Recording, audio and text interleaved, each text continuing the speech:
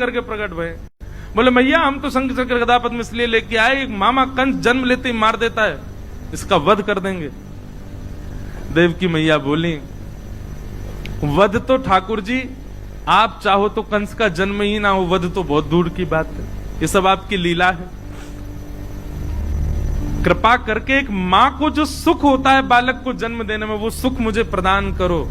मां का सबसे बड़ा सुख क्या है? जन्म लेते ही बालक उसके हृदय से लगा दिया जाए और फिर मां अवकाश पाते ही अपना पयोधर बालक को पिलाए। ठाकुर जी वही तो सुख है।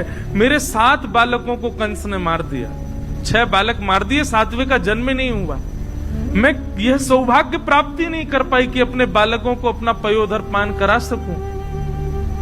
कृपा करके आप परब्रह्म मेरे यहां पुत्र बन के आए हो, छोटे से बालक बन जाओ, मुझे अनुभव करा दीजिए ना कि हाँ सच में आप बालक बन के आए हैं, मेरा पयोधर पान कर रहे हैं।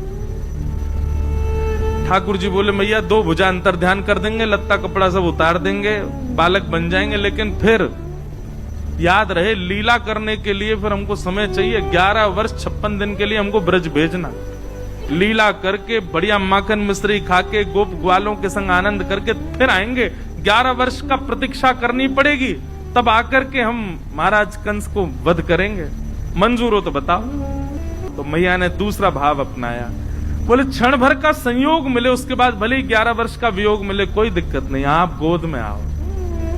ठाकुर जी ने अपनी 2 भुजा अंतर ध्यान कर ली, कौस्तुभ मणि अंतर ध्यान कर ली और बताएं आज हरि देखे नंगम नंगा, सब वस्त्र उतार करके देखो खुद ही लेट गए और लेट करके दोनों भुजा और हाथ उठा के रोने लगे बन गए बालक।